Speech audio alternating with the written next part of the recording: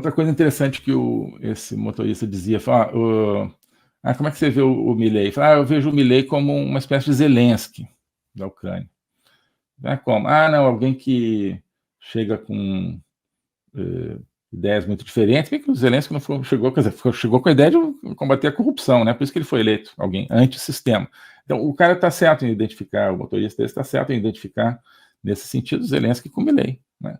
Sim, uma figura antissistema que exigiu um salto no escuro, né? Que a Ucrânia deu, né? E estava num processo de superação gradual. Sim, o país mais corrupto do mundo é um dos, né? Claro que a gente sabe qual é o país mais corrupto do mundo, não precisa nem falar, né? Mas a Ucrânia é um dos, mas o Zelensky não é, né? Não é um representante desse sistema político. Ele foi eleito justamente porque ele estava fora desse sistema político. Bem, então isso tem a ver. Mas aí esse entrevistado dizia, não, o Zelensky é alguém que chegou então com ideias diferentes e trouxe a guerra para o seu país. Então, trouxe então a desgraça que se abateu sobre o seu país.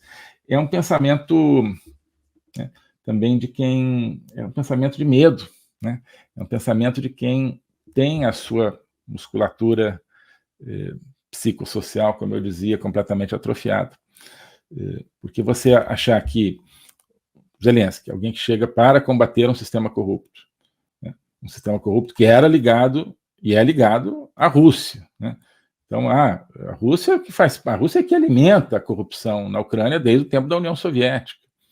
Os mega corruptos da Ucrânia sempre foram, da Ucrânia independente, nas últimas décadas, foram os aliados de Moscou, né? Aqueles que queriam acabar com a corrupção na Ucrânia eram sempre aqueles que olhavam para o Ocidente. Assim como no Brasil, né? Quem quer manter a corrupção no Brasil olha para a China, Rússia, Irã, esse tipo de país como grande parceiro. Quem quer acabar com a corrupção no Brasil olha para Estados Unidos, Europa, Japão, esse tipo de parceiro, né? Foi o nosso caso no governo Bolsonaro, na primeira metade do governo Bolsonaro, mais especificamente. É muito simples, a gente tem vidas paralelas nas últimas décadas com a Ucrânia, né? Como é que você, né, se livra da corrupção, que é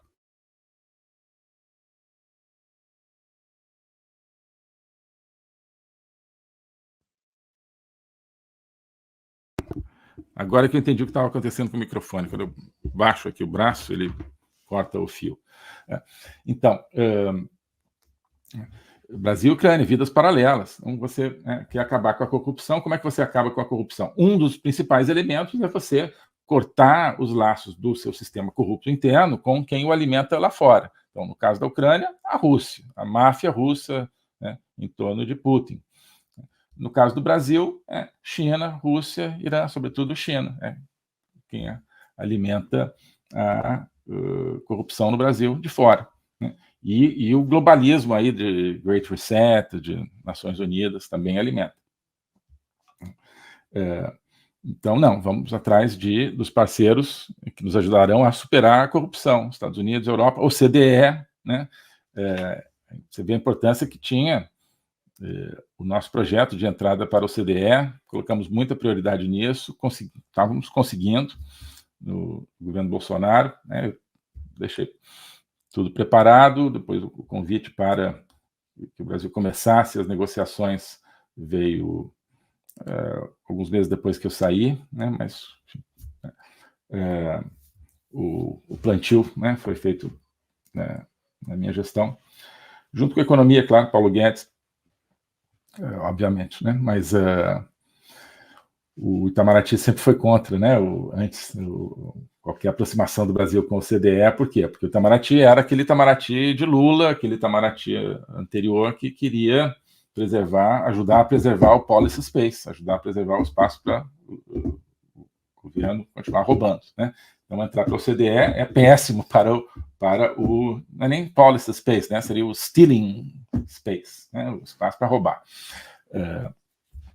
Então, nós viemos no governo Temer, já teve uma certa transição, mas quem colocou realmente o capital político e quem trabalhou muito para a entrada do Brasil na OCDE foi o Itamaraty, no tempo em que eu estava, era uma grande prioridade, talvez uma das principais, e junto com a equipe econômica. Tá?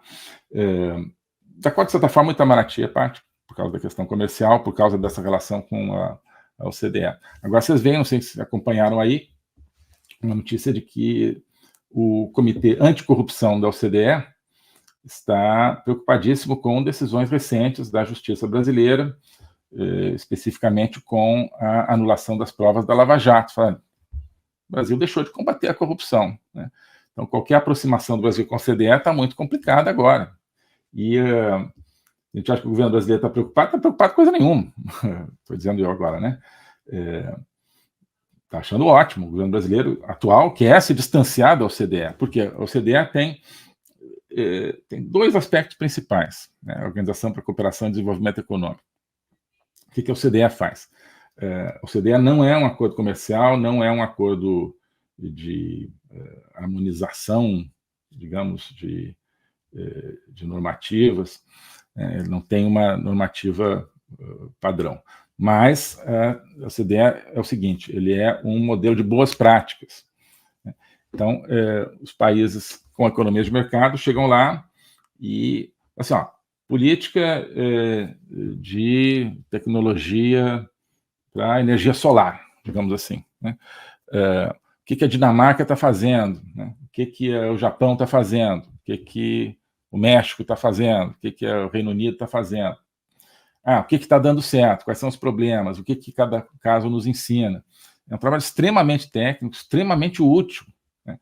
Então, é uma enciclopédia de boas práticas de governança em todas as áreas, educação, saúde, né, infraestrutura, enfim, regulamentação financeira, um dos principais aspectos dessa dimensão de boas práticas da OCDE. E essas boas práticas, elas geram, sim, uma série de acordos onde os países aí, sim, se comprometem a gerir determinado setor de uma determinada maneira, geralmente é mais na parte financeira, e isso te dá um selo de qualidade, né? Te dá um selo de qualidade, porque o investidor vai saber, olha, esse país segue o padrão OCDE, então esse país é um bom país para se fazer negócios, é um bom país para receber investimentos, para colocar meus investimentos lá. Esse é um dos aspectos. O outro aspecto, que está dentro desse, de certa forma, é a luta contra a corrupção.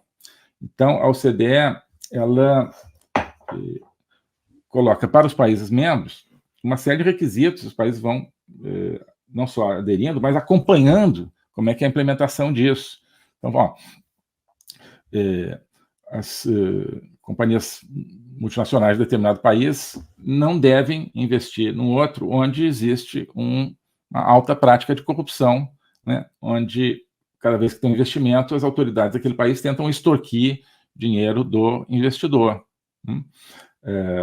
onde as práticas de negócios são contaminadas pela política, por uma política corrupta. Esse país não é um bom país de se investir, se for assim.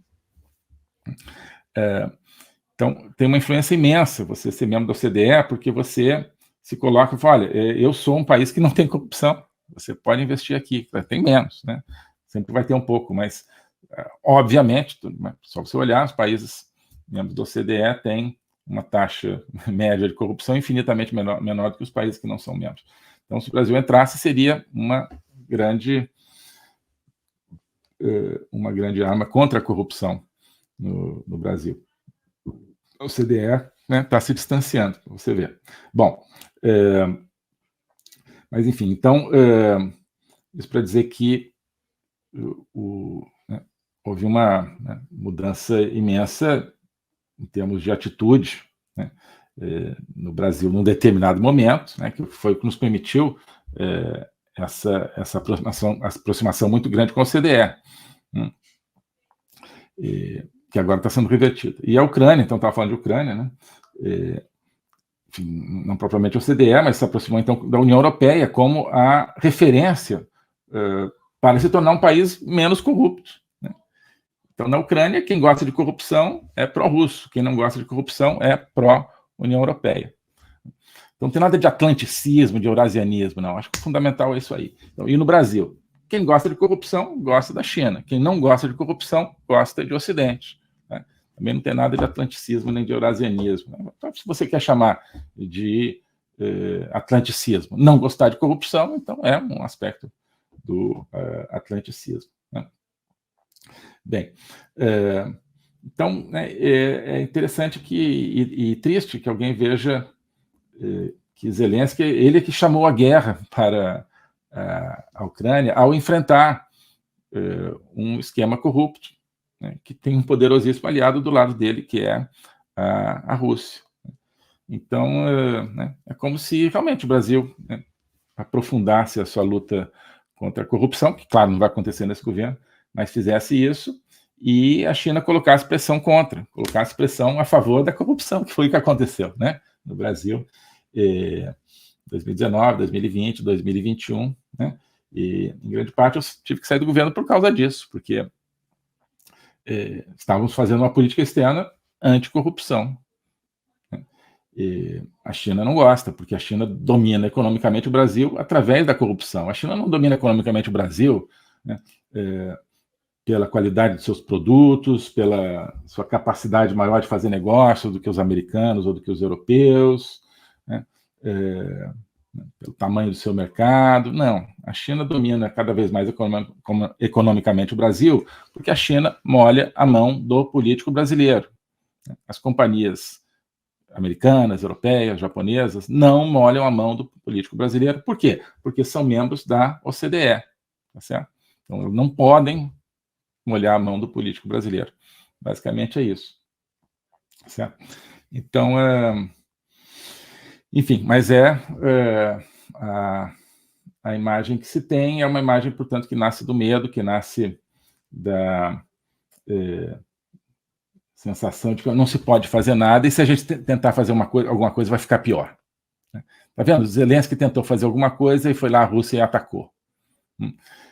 Tentou mudar seu país, foi lá a Rússia e atacou. Então, se a gente tentar fazer alguma coisa na Argentina, não vai dar. Então, é o fim da esperança de um povo, né? Quando você quer realmente só virar a folhinha e você não consegue dar não é nem um pulo, é um passo, né, na direção da coisa certa, porque tem medo do que vai acontecer.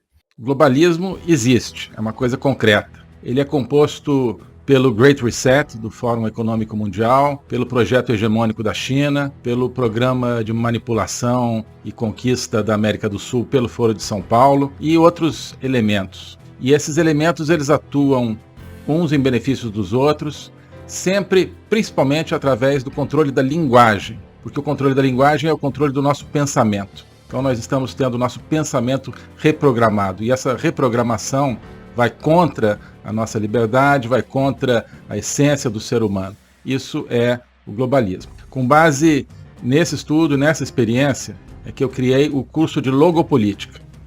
Toda semana eu dou aulas sobre geopolítica, literatura, filosofia, cultura de um modo geral, tudo isso em conjunto formando um espaço de conhecimento que eu denomino a logopolítica, para nós não apenas entendermos a ameaça do globalismo, mas podermos nos contrapor a ela. Se você quiser entrar nesse projeto de conhecer o globalismo e enfrentar o globalismo, clique aqui